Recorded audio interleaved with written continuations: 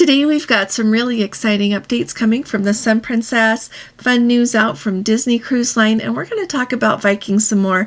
I'm also going to give you a quick update with where we stand with the Princess app right now, so let's go ahead and get started.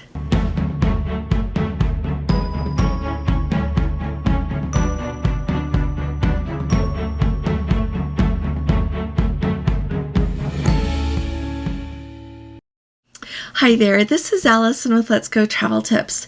Today is Friday. It is May 31st of 2024, and I want to invite you very quickly here to come to our live this evening. We're going to be starting at 8 p.m. Eastern Time, so bring your questions and come ready to have a fun time talking about cruising.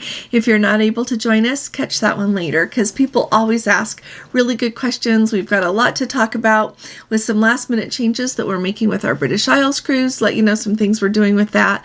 So I'll look forward to seeing you then. Now let's start at the top and talk about Disney Cruise Line. So Disney Cruise Line announced a couple of years ago that they were going to introduce a new private island area called Disney Lookout Key at Lighthouse Point. Finally, we are to the point that has been completed, and they are going to welcome their very first guests to that island on June 7th of 2024. So basically at a week from now, with today being the 31st. And so a couple of things I want you to know about that is it's been coming for a couple of years. They started working on it in April of 2022, and just yesterday they're on that very location there, the Disney Lookout Key at Lighthouse Point.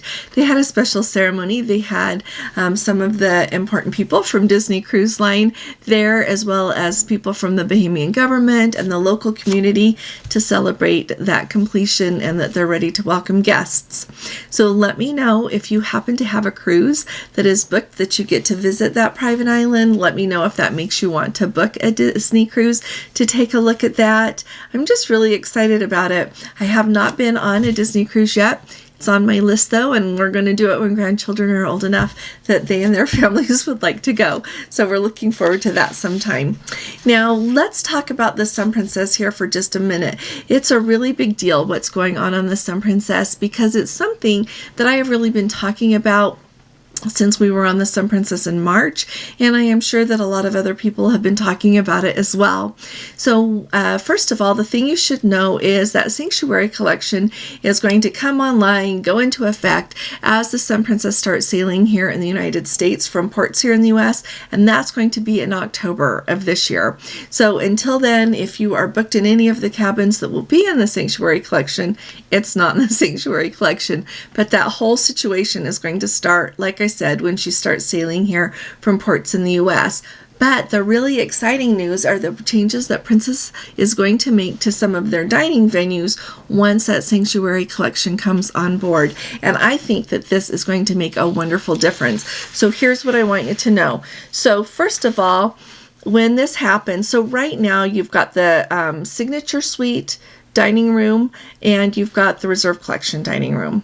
And so if you, and they're right next to each other. As you come along the hallway there, they are right next door to each other. So once they make this change with the Sanctuary Collection, the Catch by Rudy is going to move to that Signature Suite restaurant location. And that's right there on deck 7, by the way. Right now, the Catch by Rudy is in an extended area of the buffet. You feel like you're eating in the buffet, so you have the buffet area. You walk down a hallway that's very nondescript, not fancy or anything. It's fine. It's just nondescript. You'll walk down that hallway, and the seating, everything feels like you're eating in an extension of the buffet. So I'm really excited that that restaurant is going to move over to where the Signature Suite restaurant is right now. This is big news. The Butcher Block by Dario is going to move down to the current Crown Grill location, which is a beautiful location. I really feel like giving the Butcher Block by Dario that location. They are giving them a venue that is appropriate with the food that they prepare there, and truly how well renowned Chef Dario is. It's no small thing that they get to have his dining experience on board their ships. So I'm really happy to hear that they are giving it a suitable location for that. And by the way, I want to thank our Let's Go family member who was just on the Sun Princess and shared this information with me. So the next move that is going to happen The Reserve Collection restaurant, which is going to become that Sanctuary class restaurant, is going to move deck 8 where that Americana Grill is. So if you are new to learning about the Sun Princess, they have got the main dining room is basically 3 levels there on the aft section of the ship. So on that main level there on deck 6, they have it so that that is where people who want traditional dining will be. On deck 7 is where you will be dining if you would like to make a reservation for dinner one evening or like a different time for every night. But the traditional is same time, same table every night. The other, you'll make a reservation in deck 8 was that Americana Grill where you could walk in, you could dress a little more casually if you wanted to. They had more of the Americana Grill food, and so that is going to move. The Reserve Collection is going to go to where that is located. The Americana Grill is going to move to deck 9 aft, back where the Catch by Rudy and that Butcher Block by Dario, where they're currently located, which I think is so appropriate. It's supposed to be more of a casual dining experience, and it just sounds like it will fit in perfectly in the locations where those other 2 dining experiences are. And then let's see. The other thing to know about this is at some point the ship is going to go into dry dock. They said for 10 or 11 days, about 1,000 workers coming on board to make these changes.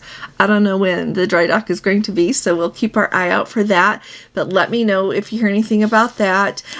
Like I said, I think these changes are going to be huge. The Let's Go family member who mentioned this said that Dario, the chef who does the Butcher Block by Dario, was not pleased at all when he saw the venue for his dining experience there on board the Sun Princess initially. And I guess when Rudy heard about it, they say he wasn't very happy either and voiced his concern. So I love that they are moving these things around, because you know what? It is going to make it so that when you go to the Butcher Block by Dario or the Catch by Rudy for your dining experience, it is going to be in a special venue that is more appropriate for what you would expect for a fine dining experience. So hats off to whoever decided to make these changes. Let me know when you're on the Sun Princess if you hear anything else about this. Let me know if you hear any other things about the timetable for all of this. I don't know if they're going to have it done in time to be ready when they arrive here in the US, or if that's going to have to be wiggled in at some point. But we will surely keep our eye out. There's some interesting things for you. These days they would call it sipping the tea, talking about what's going on a little bit and what to look forward to.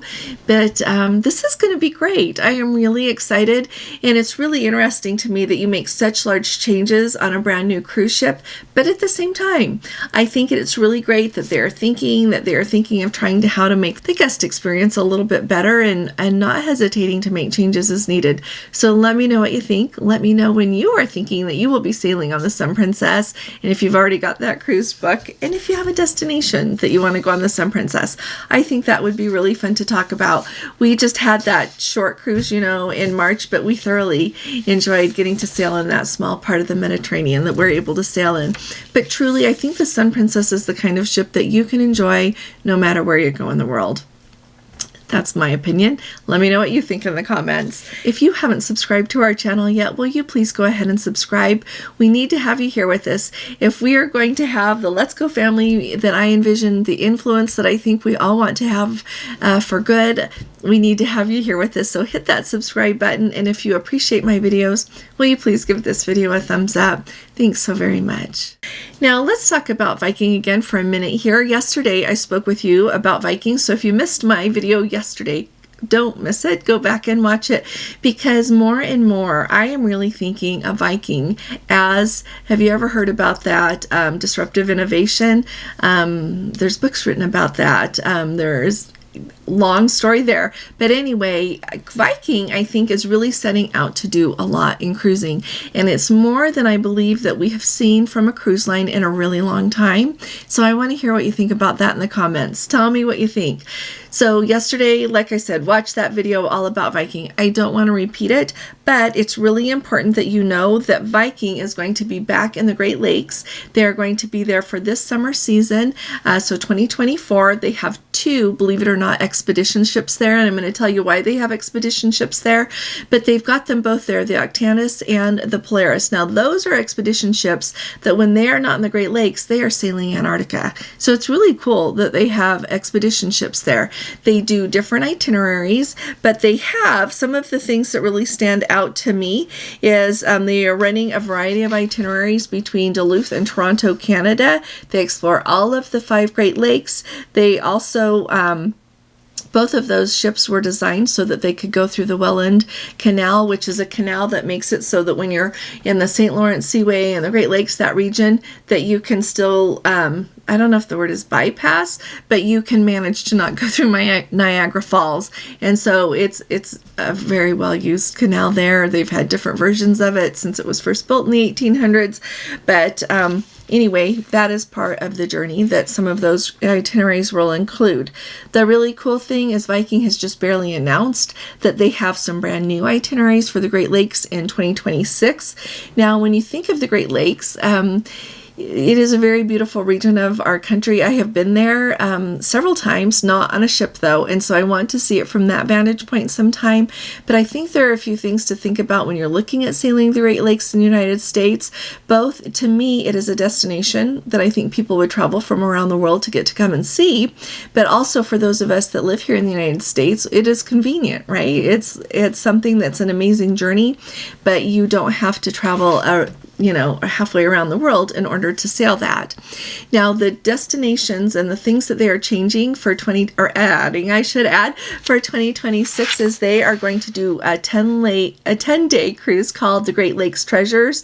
The fun thing about that is it's going to sail round trip from Milwaukee, and one of the stops that they are going to stop in is in Chicago. They've also are going to go to Canada's Fathom 5 National Marine Park and the Benjamin Islands. So that is a new area for these ships to explore. They are also going to add a 17-day. So how fun is that? A 17-day Niagara and the Great Lakes Treasures. That's going to go between Toronto and Milwaukee, and that is going to include Niagara Falls. So you'll be seeing that as well, and you get the transit of that Welland Canal. A few things. Let me know how much you want to know about Viking, because I find it very interesting, everything that they're doing. So having these expedition ships, they are actually doing scientific research on board their vessels in connection with, for example, they are partnering with NOAA, the National Oceanic and Atmospheric Association. They are partnering with the UC San Diego Scripps Institution. They're doing all of this research on phytoplankton and just so many things, so that then they don't have to take the samples that they would collect there in the Great Lakes and transport them somewhere else. They're actually doing the research there, and a lot of the research they are doing is going to help us be able to manage the environment and the resources there more effectively and responsibly. So I thought that was just wonderful. There is lots more to know about what Viking is doing in the Great Lakes. So if you'd like to know more, just let me know, and I'm happy to give you more details. But they've got a lot of great itineraries that are going, and truly based on what you want to see in that region, you can pick an itinerary that you would be able to tailor your experience to what by choosing the itinerary that you would like. So if you need help with that, you're welcome to ask me. I'm delighted to help. But I am so excited about what Viking is doing, and it's thrilling because they are ranging not only from those river boats to the expedition ships like I just spoke with you about. They've got ocean vessels as well. There's a lot to see out there, and lots to see with lots of other cruise lines. So thanks for joining me here today. I look forward to seeing you this evening, and I'll see you here again tomorrow. I'll be talking to you all again really soon. You all take really good care. God bless you. Love you. Bye-bye.